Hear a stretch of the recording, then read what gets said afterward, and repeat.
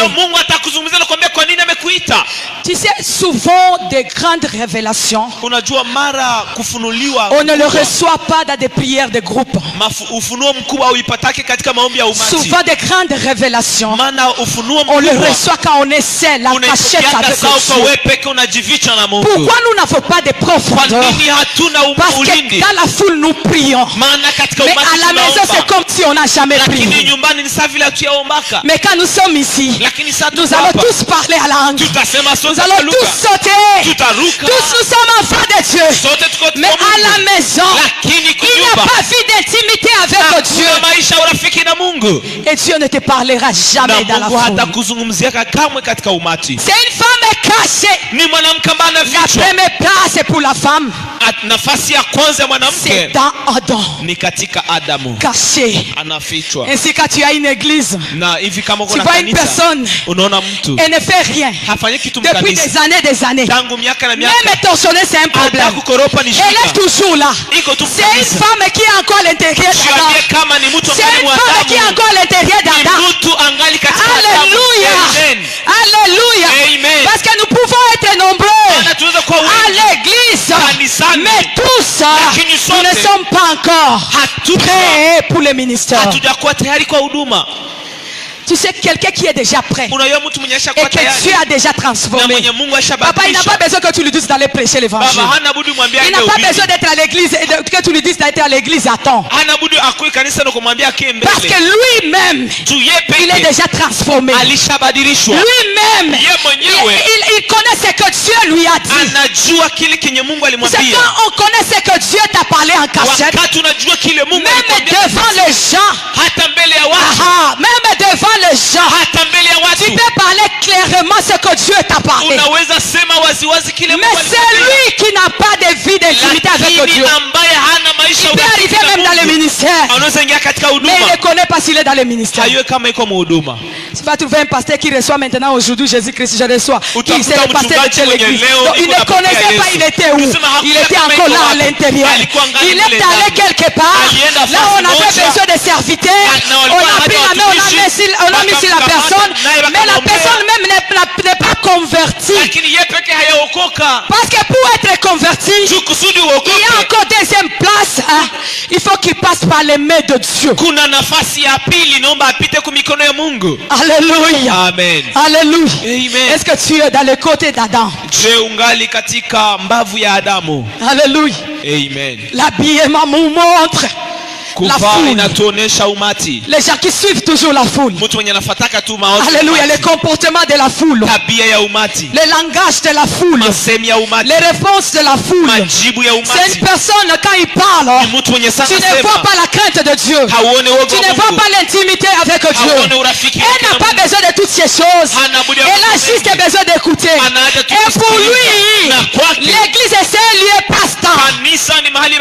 Il faut qu'on sache que je pars dans l'église. Moi j'adore. Moi je suis de ces marques.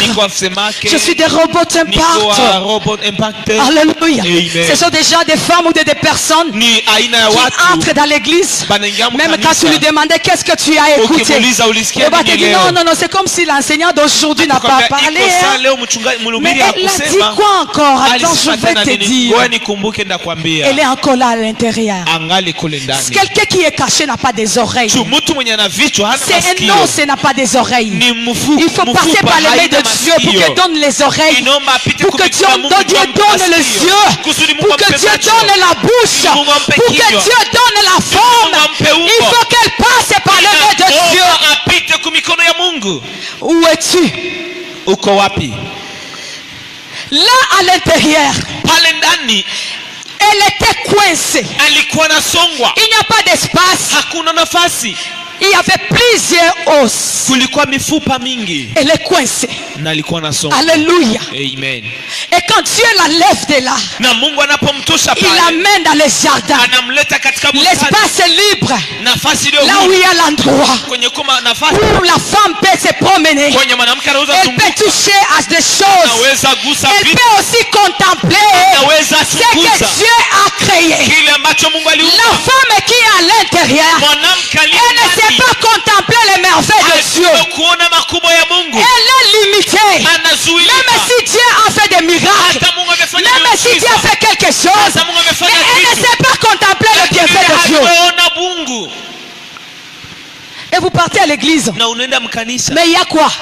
Et vos pasteurs là, qu'est-ce qu'ils vous disent? Est-ce que le pasteur était comme moi? Et la femme du pasteur était habillée comment? Alléluia. Elle n'a pas d'espace. Elle est coincée par les choses de la terre. Elle est coincée par le péché. Elle est coincée par le convoitise. Elle est coincée par les péché. Elle ne sait pas voir la gloire de Dieu. Elle ne sait pas expérimenter les choses du jardin. Parce qu'elle est là à l'intérieur. C'est une femme coincée. Elle est toujours occupée quand il y a les choses de Dieu. Elle est coincée. Alléluia. Nous sommes toujours premier espace. Alléluia. Dans Adam. Et il y a encore quelque chose que je trouve dans Adam. À part tout ce que nous avons dit, elle est dans la dépendance totale. Dans la dépendance totale.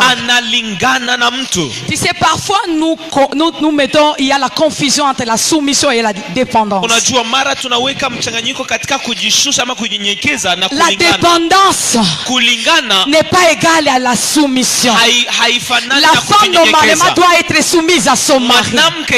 Mais la femme ne peut pas être dépendante totale de son mari.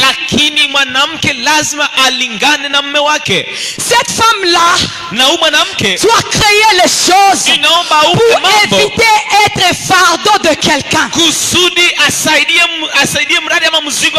une femme qui n'est pas fardeau pour l'église. Tu sais, il y a une femme qui arrive dans l'église. Vous commencez même à prier Dieu qu'elle cherche un autre endroit pour aller prier. Parce qu'elle est la femme fardeau. Elle dépend totalement de l'église. Elle dépend totalement de son mari. Parce que Ève était là-dedans. Elle dépendait totalement d'Adam. Si Adam dort, Ève doit dormir. Si Adam mange, c'est maintenant que Ève va manger là à l'intérieur. Tout ce que Adam va faire, elle va le subir. Il y a beaucoup de femmes qui sont encore dans cette dimension-là. Elle dépend totalement. Elle dépend totalement. Elle est une fardeau. L'homme n'arrive plus à supporter. Tellement tu pèses. Alléluia. Amen. Dieu n'a pas besoin que tu restes comme ça. Auprès de Dieu, tu dois apprendre à servir Dieu. Et quand tu arrives dans une église, que le pasteur dise j'ai trouvé la femme grâce. Parce que la Bible me dit celui qui a trouvé la femme a trouvé le bonheur. Celui qui trouve une femme trouve le bonheur. C'est cette femme là que la Bible appelle la femme grâce. Alléluia. Amen. La femme remplie de la sagesse. Alléluia. Et la Bible me dit la sagesse, la crainte de Dieu est le commencement de la sagesse. Cela veut dire cette femme la sage, c'est une femme qui craint Dieu. On ne la pousse pas à craindre Dieu, mais sa vie c'est la crainte de Dieu. On ne la pousse pas dans la sanctification, mais c'est une femme qui vit dans la sanctification permanente. Ce n'est pas une femme qui attend l'église pour venir demander la repentance, mais elle vit la repentance avec elle-même chez elle à la maison. Alléluia. Amen. Je parle de la femme à l'intérieur d'Adam. Alléluia. Amen. La dépendance, c'est vrai.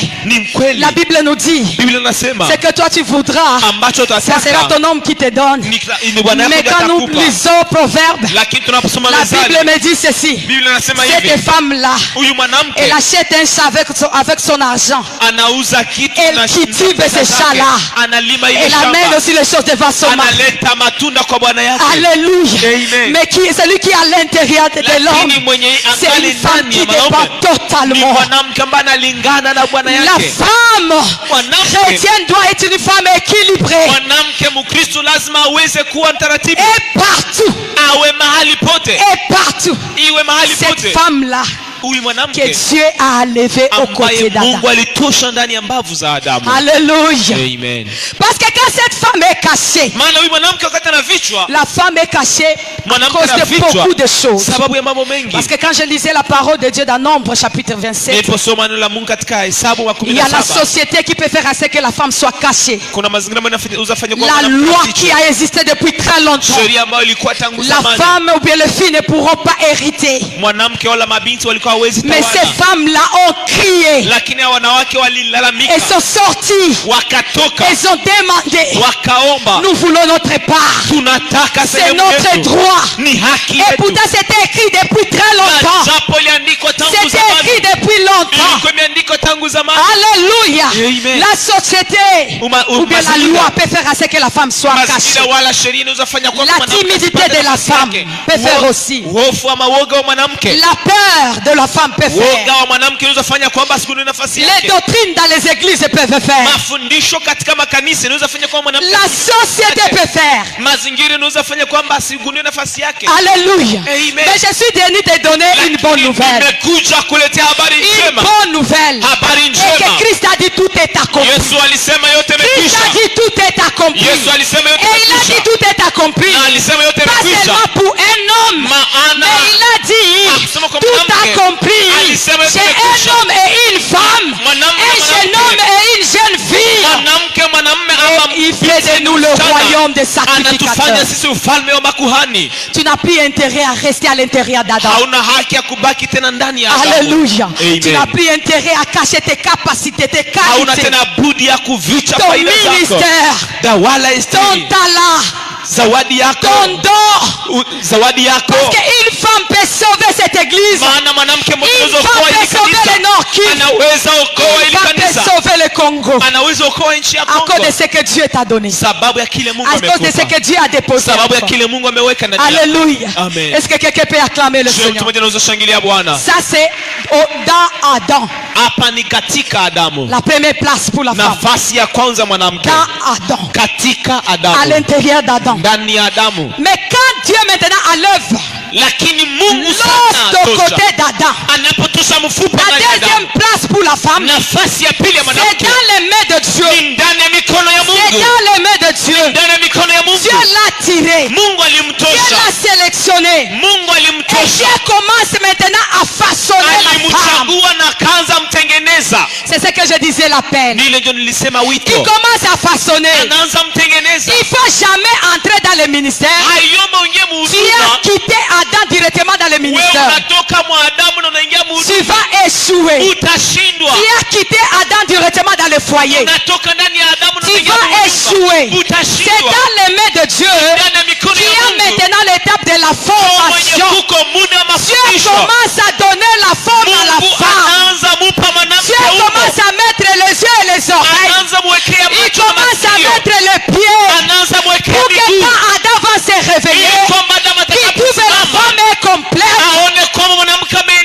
Parce que si Adam se réveillait et trouvait l'os à côté de lui, je m'imagine ce que Adam pouvait dire. Qu'est-ce que je veux faire avec l'os? Où est-ce que je veux jeter cet os? C'est venu d'où? Alléluia. Alléluia. Amen. Ne brise pas les étapes. Ne brise pas les étapes. Et Dieu a donné à Ève plusieurs formes. La première forme, c'est la forme spirituelle. Et dans la forme spirituelle, il y a la relation de la femme avec Dieu.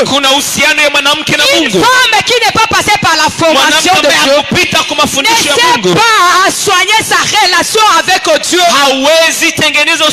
Parce que dans la relation avec Dieu, il y a la sanctification, il y a la prière, et il y a la crainte de Dieu. C'est une personne qu'on ne peut pas rappeler. Oh, tu as péché, il faut te repentir. Tu dois prier telle heure. Tu dois faire telle chose. Tu dois craindre Dieu. Parce que tout est incarné en elle. Quand elle marche, elle est déjà complète. Et c'est que si je fais telle chose, ce n'est pas digne d'une servante de Dieu. Ce n'est pas digne d'une fille qui est passée par les mains de Dieu. Et ça c'est la première chose, la première formation que Dieu fait à la femme. Alléluia. Amen. Alléluia. Amen. Si tu épouses une femme qui n'est pas passée par cette formation, même si tu l'as menée à l'église, même si on faisait des délivrances terribles, cette femme-là ne comprendra jamais le choses de Dieu. C'est une femme qui sera pour toi la pierre d'achoppement, parce qu'elle ne comprend pas le ministère, elle ne comprend pas ton appel. Un garçon qui a l'appel et qui épouse ce genre de femme, le ministère c'est fini pour toi, parce que c'est quelqu'un qui n'est pas passé par là. Elle ne sait pas comment se comporter par rapport à ces choses. Est-ce que tu es passé par là? Dans les mains de Dieu. Cette formation là, c'est pas dans les ministères, c'est dans les mains de Dieu d'abord. Avant d'entrer dans les services, tu dois passer dans les mains de Dieu. C'est la deuxième place pour la femme. Alléluia. Amen. Et la deuxième forme que Dieu donne, c'est la forme conjugale. Et là c'est la relation de la femme avec le mari. Parce que c'est Dieu qui connaît comment il a créé l'homme. Il connaît les imperfections qu'il y a dans l'homme. Alors quand tu es une fille ou bien tu es une femme qui passe par cette formation, Dieu va te faire comprendre que Adam que j'ai créé là, il a tel problème. Adam que j'ai créé là, il aime telle chose. Adam que j'ai créé là, il manque telle chose. Dans cette étape, Dieu te donne la soumission. Parce que la soumission n'est pas facile. La douceur n'est pas facile. C'est très difficile. Il y a des femmes qui sont passées par la formation spirituelle, mais ne sont pas passées par la formation conjugale. Elle vit tellement bien. Et quand elle arrive à la maison, c'est une lionne. Quand le mari commence à parler, c'est le mari. Les choses deviennent compliquées. Quand elle parle, elle connaît bien prier, elle connaît bien insulter, elle connaît bien blesser aussi. Elle connaît toutes choses. Elle n'est pas passée par cette formation. Elle n'est pas passée par cette formation.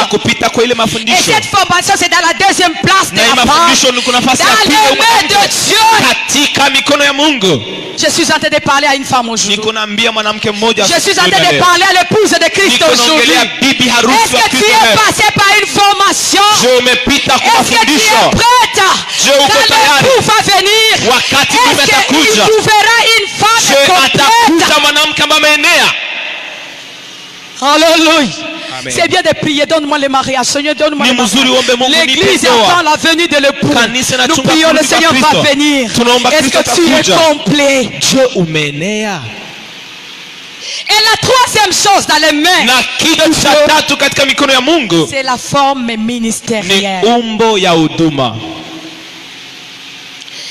Ça c'est la relation de la femme avec le ministère. C'est là où donne à la femme une forme de servante. Il y a des femmes qui prêchent. Il y a des femmes qui servent Dieu. Mais tu peux lui dire tout, mais sauf elle n'est pas servante. Et par sa façon d'agir, tu vois, non, ça ce n'est pas une servante de Dieu. Elle peut prêcher très bien. Elle enseigne très bien. Et dans le ministère, mais sa relation, c'est dans le main de Dieu où tu vas passer par cette formation. Et c'est dans le main de Dieu où tu vas passer par toutes ces formations. Parce que c'est ça qui fait de toi une épouse. Christ ne viendra pas prendre une épouse qui n'est pas complète. Christ a besoin d'une épouse qui est complète. Une épouse qui est bien formée. Une épouse qui est prête. Alléluia. Amen. Est-ce que tu peux dire à celui qui est à côté de toi, es-tu prêt pour être épouse? Même si c'est un homme, l'église c'est l'épouse de Christ. Es-tu prêt pour être épouse? Alléluia. Amen. Toutes ces formations c'est dans les mains de Dieu. Auprès de Dieu, cette femme-là, elle doit donner du goût. C'est une femme, quand tu vois, tu as l'appétit de servir Dieu. En même temps, tu as l'appétit d'être femme au foyer. En même temps, tu as l'appétit d'être femme au ministère. Parce que c'est une femme qui a eu toutes ces formations. Alléluia. Amen. Elle a eu toutes ces formations. Et la quatrième chose dans les mains de Dieu, c'est la forme sociale. C'est la forme sociale. Relation entre femmes et la société. La sociabilité. Il y a des femmes qui ne sont pas sociales. Sa relation avec les autres. Une femme, pasteur, mais à cause de toi les gens fuient l'église. À cause de toi les gens ne peuvent pas arriver chez toi à la maison.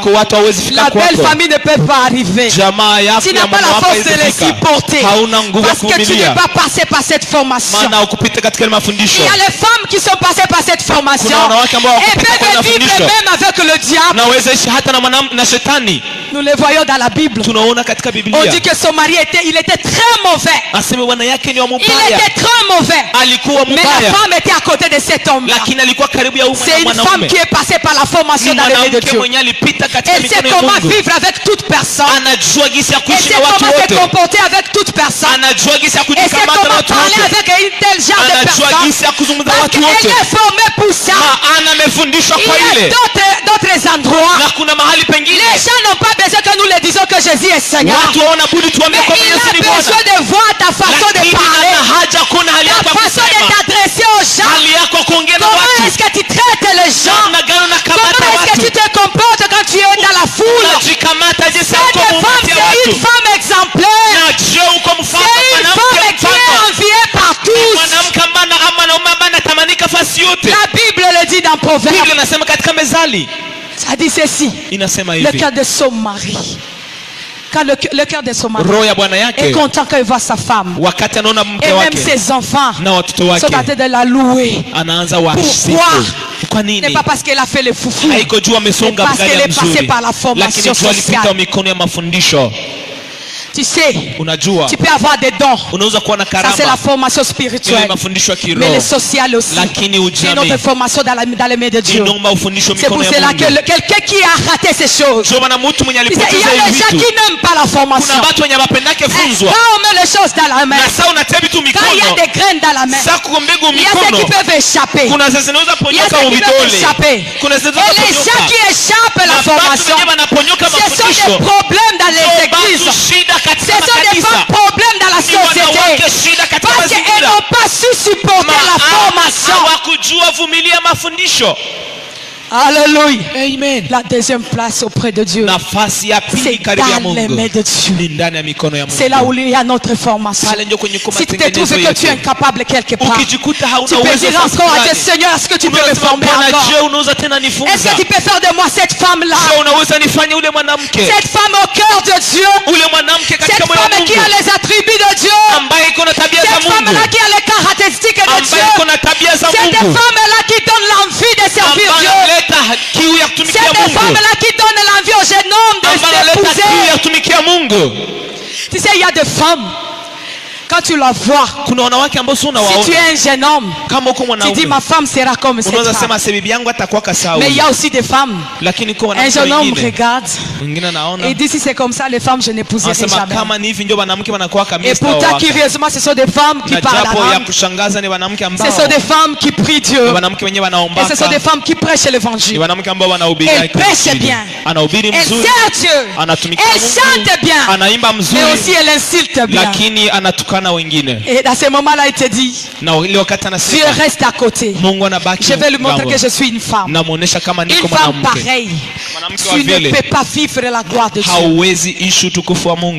Retrouve ta place. C'est ça ta place. Tu as quitté le côté d'Adam. Maintenant tu dois être formé. Alléluia. Amen. Alléluia. Amen. Est-ce qu'on peut acclamer le Seigneur? Est-ce qu'on peut acclamer le Seigneur? Est-ce qu'on peut acclamer le Seigneur? Est-ce qu'on peut acclamer le Seigneur? Et l'autre chose que je voulais dire dans les mains de Dieu, c'est la forme mentale. La forme mentale. La forme mentale. C'est la relation avec son éthique. Son éthique. L'honneur. Le respect. Une femme qui n'est pas passée par cette formation. C'est ce que nous voyons aujourd'hui. Une femme mariée, mais qui fait l'impudicité avec des jeunes hommes dans les églises. Elle n'est pas passée par cette formation. La femme, c'est la pudeur. La femme, c'est l'épouse. C'est la couronne. C'est la gloire. C'est la puissance. C'est l'aide. C'est la force. Elle n'est pas n'importe qui. C'est quelqu'un qui vient soutenir là où les gens ont échoué. C'est quelqu'un qui arrive là où il n'y a plus de l'espoir. Les gens sont fatigués. Et voilà, la femme arrive.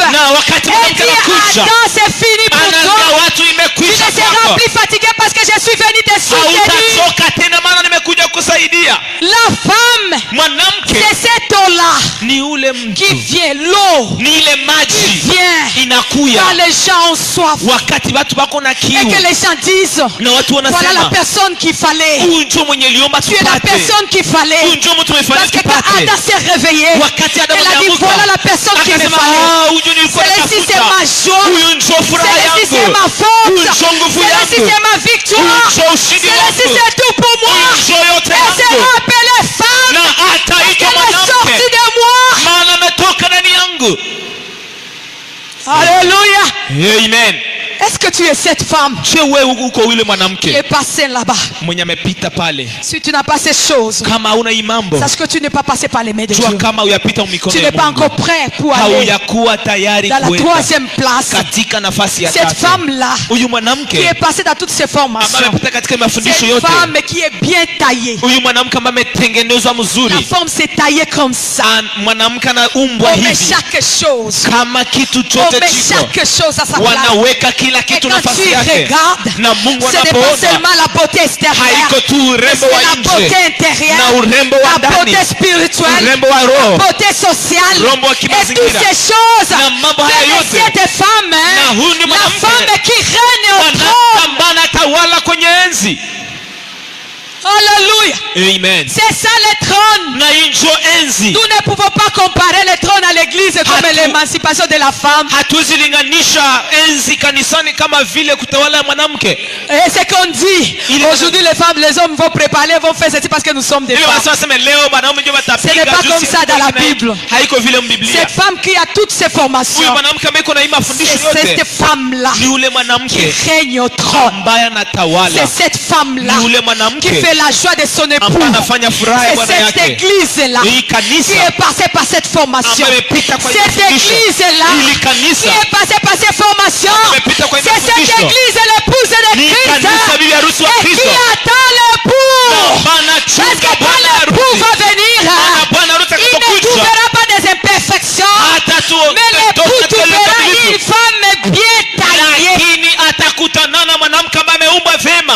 Alléluia. Amen. Est-ce que quelqu'un peut dire, es-tu une épouse modèle? Est-ce que tu es déjà taillé? Bien-aimé, je suis en train de te dire ces choses. Il peut t'y arriver quand tu te retrouves quelque part, tu n'es pas bien taillé. Tu peux dire au potier, c'est lui qui crée, c'est lui qui donne la forme. Père, tu peux me donner encore la forme. Père, tu peux me donner encore la forme. Je vais te dire, tu peux avoir la forme ministérielle, tu peux avoir la forme forme.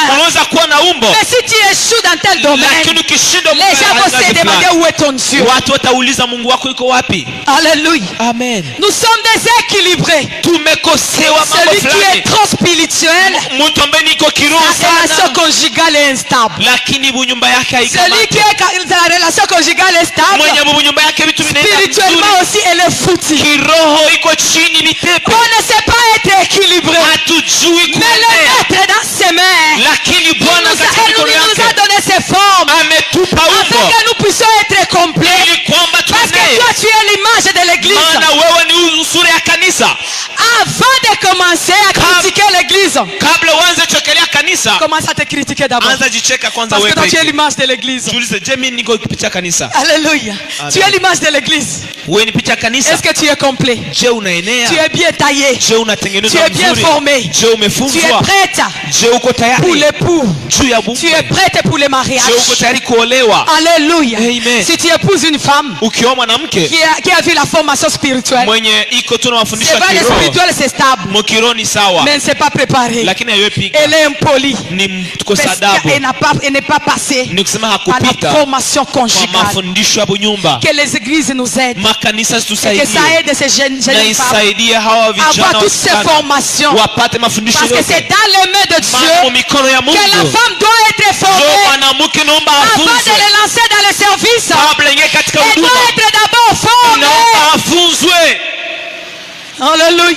Amen. Ça c'est la deuxième place. La première place était à l'intérieur d'Adam. La deuxième place était dans les mains de Dieu. Je crois que quelqu'un se retrouve. Tu connais si tu es encore à l'intérieur ou bien tu es dans les mains de Dieu. Et la troisième place, c'est ça la dernière place. Quelqu'un peut me lire Genèse 2:18. Lisons au nom de Jésus. L'Éternel Dieu dit, il n'est pas bon que l'homme soit seul. Je lui ferai une aide. Il soit son vis-à-vis. La troisième place, c'est dans l'œuvre maintenant. Dans les services, dans l'œuvre de Dieu. Là la femme devient complète. C'est là on appelle maintenant aide. Tu ne seras pas aide si tu n'es pas complet pendant la formation. Alléluia. Amen. Quelqu'un qui n'est pas passé par une bonne formation, au lieu d'être aide, elle sera une bombe à retardement. Amen. C'est une femme quand elle arrive quelque part, s'il y avait la relation, tout est coupé parce qu'elle n'est pas bien formée, elle n'est pas aide, elle n'est pas faite pour ça, elle n'est pas prête pour ça. Alléluia. Amen. La femme a besoin d'être dans la présence de Dieu pour suivre ces deux formations. La première chose, dans la présence de Dieu, la femme reçoit la formation. Dans la présence de Dieu, après la formation, la femme fait les services. Mais elle ne peut pas commencer par les services avant la formation. La femme doit être d'abord formée pour entrer dans les services. L'église doit être formée pour entrer dans les services. Alléluia. Amen. Quel est le fruit de ce que toi tu as fait? Parce que quand cette femme-là qui est complète travaille, il y a des fruits de son travail. Alléluia. Amen. Parce que c'est une femme qui est complète dans tous les domaines de la vie. Et quand il travaille, la Bible me dit, même ses enfants la louent parce qu'elle a fait du bon boulot. Il y a des fruits qui sont visibles, le fruit que les gens peuvent manger. Cette femme qui a travaillé toute la nuit, mais les matins les gens sont servis parce qu'il y a une femme qui s'est sacrifiée. Il y a une femme qui s'est sacrifiée. L'église qui n'a pas une femme ne peut pas évoluer. Cette église a besoin de toi. Cette église a besoin de toi. Cette église a besoin de toi. Parce que même mais Christ, dans son ministère, il avait besoin de femmes. Et la Bible me dit, parmi les disciples de Christ, il y avait des femmes qui servaient Christ avec leur finance. Elles ont toujours été présentes dans l'œuvre de Dieu. Elles ont été toujours présentes dans le service de Dieu. Elles ont été toujours là pour servir Dieu. La femme ne peut pas rester derrière. Elles étaient là. Nous avions lu au début. À son image, il a fait et l'homme et la femme. Et de la même manière, il a fait et l'homme et la femme. Le jour-là, chacun va rendre compte de ce qu'il a fait. Il n'y aura pas pour femme et pour homme. Non, il n'y aura pas. C'est que toi tu auras fait. C'est ça, c'est là où tu auras ton prix. Alléluia. Amen. Ne te néglige pas. Ne t'appelle pas que je suis une femme. Je ne peux pas faire telle chose. Je suis une femme, je ne peux pas faire telle chose. C'est toi qui connais que tu es une femme. Mais le ciel te connaît en tant que l'épouse de Christ. Et quand on va commencer à compter tes œuvres, on comptera tes œuvres également comme les œuvres de ton mari. Alléluia. Amen. Alléluia. Amen. Est-ce que tu es complet pour entrer au service, pour travailler très bien, afin que ton travail te donne les fruits et que les gens soient contents de ces fruits? Et quand je lisais la parole de Dieu, alléluia, Amen. tu peux lire l'histoire des juges. Quand on parle de Déborah, c'est une histoire qu'on lit chaque jour. Nous avons déjà prêché sur cette histoire chaque jour. Mais c'est une histoire qui nous inspire beaucoup. C'est une histoire qui inspire beaucoup de femmes. Elle a travaillé et les gens ont vu le fruit de son travail. C'était visible. C'était visible. C'était visible. Alléluia.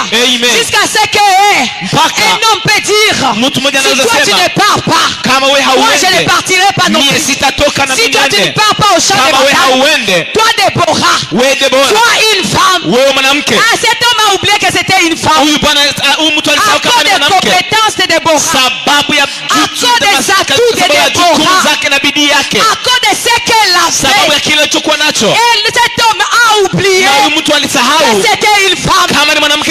Si on va te traiter de femme, quand tu feras des travail à la légère, mais si tu n'as pas servi Dieu, tu n'as pas travaillé avec force et intelligence, les gens vont louer ton travail.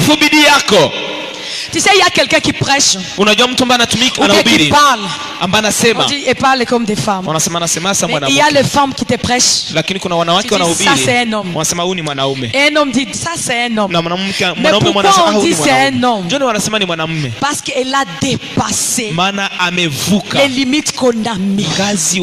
Elle est allée au-delà des limites. Alléluia. Est-ce que ces femmes existent encore? Ces jeunes filles existent encore? Ces hommes existent encore? Les gens qui vont aller au-delà des limites, et qu'à partir de toi, les gens ayent le goût de servir Dieu. À partir de toi, que les gens ayent le goût de raconter une servante de Dieu. À partir de toi, que les gens prennent des décisions. Si quelqu'un est comme ça, moi aussi je vais servir Dieu, parce que j'ai vu maman Rosine, parce que j'ai vu maman Guylaine, parce que j'ai vu maman Rosette, parce que j'ai vu telle servante de Dieu. Je prends la décision de servir Dieu. Alléluia. Amen. Tu sais, chez moi et la borne ce n'est pas loin. Avant je priais chez moi à la maison, parce que moi j'étais enseignante de l'écodim et j'ai prié avec des jeunes filles chez moi à la maison. Et une fille m'a dit, tu sais, ici il y a une femme qui prêchait, elle parle comme un homme, mais quand elle parle la langue, j'ai écouté parler la langue comme toi. Moi je dis, c'est quelle femme? mwanamke Elle me dit, c'est gani? une femme très forte. Akasema ni mwanamke wa nguvu. Et je suis allé voir cette femme. Na nilienda ule mwanamke. Alléluia. Amen. Alléluia. Amen. Y a-t-il cette génération ce soir Kizazi qui dit nous refusons d'être des femmes, Sasa tunakatala nous kwa refusons wanawake. d'être des hommes minables, Tunakataa kwa mais wanaume. nous voulons servir Dieu avec puissance et Tunataka force, tumikia Mungu et na que le bidii. monde sache que nous Na régnons ulimwengu ujue réellement. kama tunaomba Mungu. Ce sont des hommes de Dieu, des enfants de Dieu qui ne savent pas parler français, Ni watu qui ne savent pas wasiosoma s'habiller, Kifaransa qui ne wale savent pas vama. marcher, qui ne Habayotembea. savent pas des choses. Habayo mambo. Alléluia. Amen. Est-ce qu'on peut faire la différence Je un jour? tunaweza fanya utofauti siku moja. Est-ce que nous pouvons relever nos Je têtes un jour? tunaweza simama siku moja na Alléluia. Amen. Alléluia. Amen. Je suis venu te dire ce soir Nimekuja kuambia jioni ya que leo cette femme-là ya kwamba mwanamke doit être complète. lazima aenee. Le fruit de Déborah était visible. Matunda ya Debora On dit à ilionekana. Déborah, si tu ne pars pas, moi je ne pars plus. Wanasema Debora kama uende Et mie comme si sitaenda. c'est pour dire, si Déborah pouvait dire non, moi j'ai dit vous allez faire ceci pour remporter la victoire et devait respecter Na ces kama choses. vile Deborah Parce que angelisema, Déborah n'était pas n'importe qui. Mimi nasema kama mkifanya kitu mtapata ushindi na wangelifanya. Parfois on pleure, on ne nous écoute pas. Les gens ne nous écoutent pas, on ne nous donne pas la place. Pourquoi? Parce que tu ne convaincs pas les gens avec ce que toi tu as. Mara watu hawatusikie tena, watuelewe tena, maana hauhakikishe watu, hauhakikishe kulingana na kile kenye uko nakyo. On connaîtra une femme aide par le fruit. Watajua mwanamke ambaye ni msaada kupitia Cette matunda. femme-là de Marie, il fallait qu'elle puisse avoir Jésus pour que nous puissions parler de Marie. Huyu mwanamke ambaye ni Maria ilibidi apate Yesu kusudi tumseme leo. On parle de cette femme à cause du fruit des fruits qu'elle a donné. Tunasema huyu mwanamke leo sababu ya tunda ambayo Et même alipata. si on ne connaît pas où elle est, mais on dit, hey, cette femme a existé. Na hata kama hatujue kwenye iko, lakini tunajua kama huyu mwanamke aliishi. C'est le fruit. Ni matunda. Alléluia. Amen. Quand nous voyons aussi dans la parole de Dieu, Tunaposoma pia neno la Mungu, quand nous parlons de Rebecca, tunaposema juu ya Rebeka, quand nous lisons l'histoire de Rebecca, tunaposoma historia ya le Rebeka, fruit de Rebecca, matunda ya Rebeka c'était la destinée de Jacob. ilikuwa ni mwelekeo ya Daudi, ya Alléluia. Yakobo. Il fallait qu'elle soit là Ilibidi pour que akuwe. la destinée de Jacob Ili kwamba soit ce ujio ya qu'elle Yakobo devait être. iwe Qui ya est cette femme aide iwe mwanamke qui sera msaada. comme Rebecca de ses Atafanya enfants, kama vile Rebeka Rebecca wa des watoto. enfants dans l'église Watoto nenda pour kanisa. orienter la destinée de Ambao ses wanataka enfants, kufikia pour ujio wake. orienter la destinée des Kwamba enfants wameweka de ujio Dieu, wao wa pour Mungu. orienter la destinée des kwa enfants kuongoza de mwelekeo Dieu. wa watoto wa Mungu.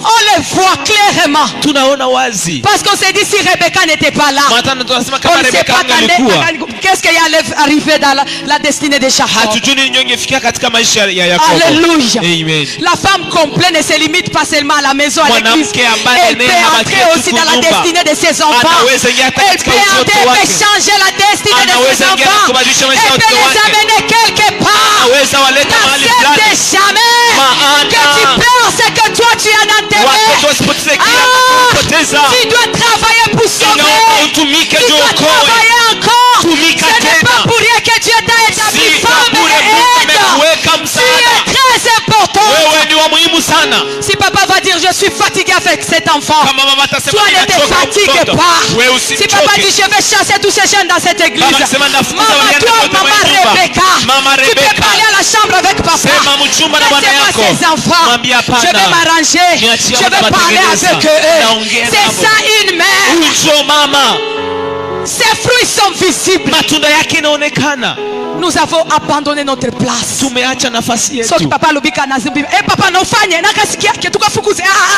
Baba akisema hivi unasema ndio tumfukuze tu, unaongeza Et dans la tena. présence de Dieu. Lakini Et uwepo dans wa nos maisons Mungu. c'est la même chose. Ndani ya nyumba yetu ni vile Azala vile. siko petit frère ya mobali wana makambo ya baby. Anasema baloko yake Tu bwana attends pale seulement vitu qu'il puisse vinaharibika. faire des dégâts. Unachunga tu Oui buloko papa, yake je bwana ne yako voulais pas afanye te dire. kosa. Cet enfant est devenu très important. Asema wanangu sikutaka kuambia Mais lakini allez sababu chasser. sana na kwa C'est une kumfukuza destinée que tu as détruite. ni ujio ambao umeharibisha. Et une personne Na mtu représente une nation. anawakilisha taifa La fulani. Bible me dit comme ça, Biblia Israël. inaniambia hivi, Je donne des nations à ta place. ninatoa mataifa kwa Parce que nafasi tu as yako. du prix à mes yeux. Maana wewe una bei Cela kali veut dire kwangu. chaque personne représente toute une nation. Inasema kila Et mtu quand tu tues anawakilisha la taifa. destinée d'une seule personne, Na ukiua tu ujio tues ya la ule destinée mtu, de plusieurs personnes qui seront derrière cette umeangamiza personne. ujio ya taifa mingi. Avant de prendre certaines décisions, Kabla nous uamue, devons d'abord regarder angalia quelle kwanza est la conséquence de cette décision. matokeo ya hiyo Nous uamuzi. les Rebecca,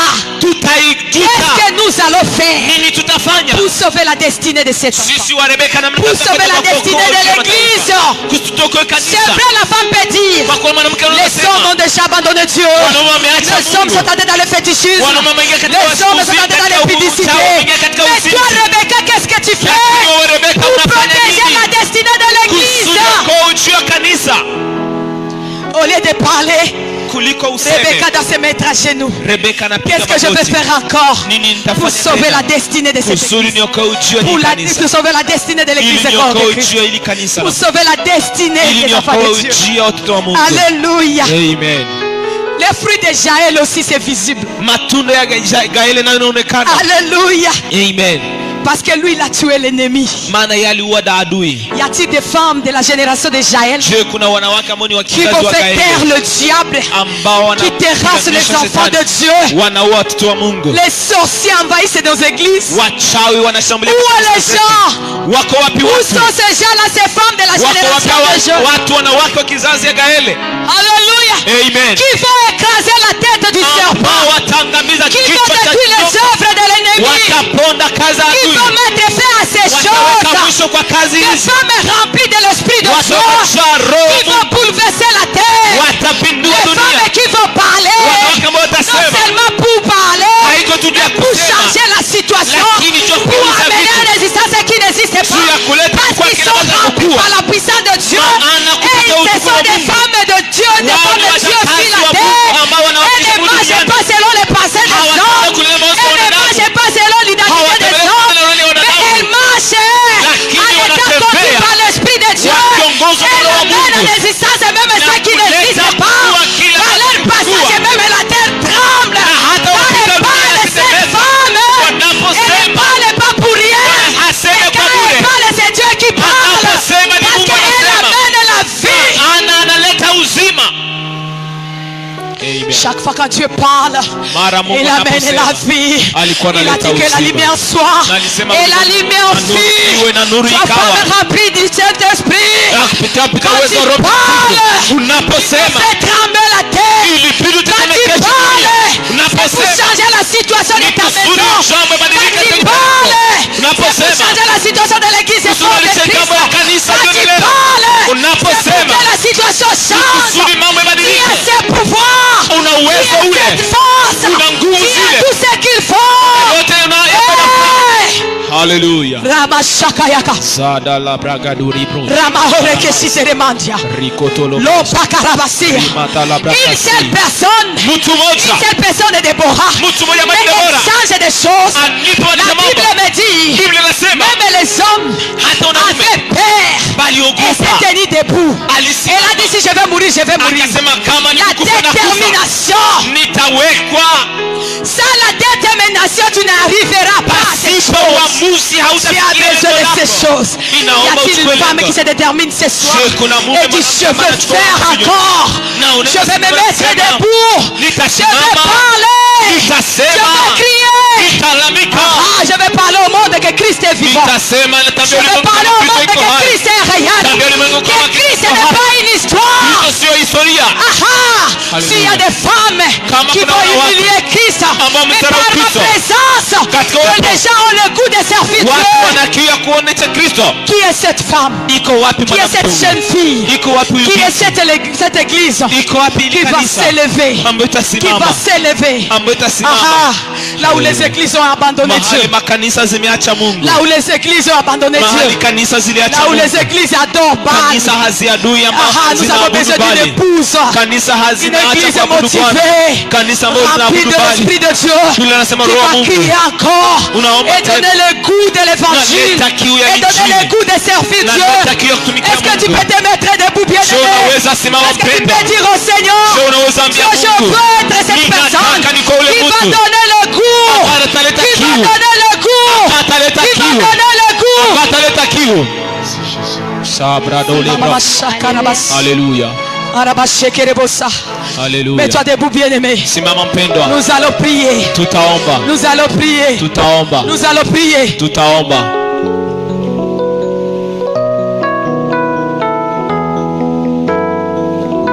Alléluia. Bien-aimé, Je sais que tu as entendu quelque chose. Najua umesikia kitu moja. Sois juste concentré. Jiweke tayari tu. Et tu vas dire à Dieu, fais de moi cette femme qu'il faut. Ambia Mungu nifanye ule mtu. Si tu es un homme, kama uko mwanaume, tu es l'épouse de Christ, uko bibi harusi wa Kristo, tu vas dire à Dieu, mwambie Mungu, fais de moi nifanye cet homme qu'il fallait ule mtu ambaye ilikuwa pour ces temps, kwa yule pour ton église, kwa ile kanisa pour lako, l'église et corps de Christ. kwa kanisa mwili wa Commence Kristo. à prier d'abord. Anza omba. Et nous serons en train d'appeler les malades. Na utakuwa unaita wagonjwa. Parce que Dieu m'a convaincu ce soir. Tuko tunaita Il wagonjwa. va guérir les malades. Ataponya wagonjwa. Qu'importe quelle maladie que tu as, Hajaishi magonjwa tu uko vas nayo. avancer ici devant. Sogea hapa mbele kama On uko va prier pour mgonjwa. toi. Tutakuombea. Et tu auras la guérison. Na utapona kwa nguvu za Avance, Mungu. avance, avance. Uko mgonjwa, Je suis en sogea train mbele d'appeler les upewe. malades. Niko naita Tu wagonjwa. te sens très mal. Unajisikia Tu mgonjwa. vas avancer dans la présence de Dieu. Unajisikia mdhaifu, sogea Car mbele l'onction de Dieu est présente. Maana upako wa Mungu ni L'onction tayari. de Dieu est présente. Upako wa Mungu uko Dieu tayari. vient te toucher. Mungu anataka Dieu kugusa. vient de te toucher. Anataka Il kukugusa. va changer ta santé. Atabadilisha afya Ah, il yako. dit parce que maître ici nous sommes guéris. Anasema kwa vidonda vyake Avance, vitapona. avance, avance. Zogea mbele, Avance, zogea mbele. avance, avance. Zogea mbele. Avance, avance, Sogea avance. mbele. Avance si tu es malade. Zogea mbele kama uko Avance si tu mgonjwa. es malade. Zogea mbele kama uko Avance si tu es mgonjwa. malade. Sogea mbele kama Aujourd'hui uko c'est une journée de mgonjwa. ta guérison. Leo ni siku ya Ah, uponyaji le wako. Seigneur te visite. Bwana Mungu Le Seigneur anakutembelea. veut te faire du bien. Bwana Mungu Avance, anakutembelea avance, mazuri. avance. Sogea mbele. Avance, avance, avance. Uko mgonjwa, sogea mbele. Je vais appeler les servantes de Dieu. Nitaita wajakazi wa Et Mungu. mon papa va avancer ici devant. Na baba atasogea hapa Et mbele. maman Guylaine, maman Rosine, Mama Guylaine, Mama Mama Rosette. Rosine, Mama Rosette, maman Jolie. Mama Jolie. J'aimerais que vous touchiez ces gens. Nataka muwaombea.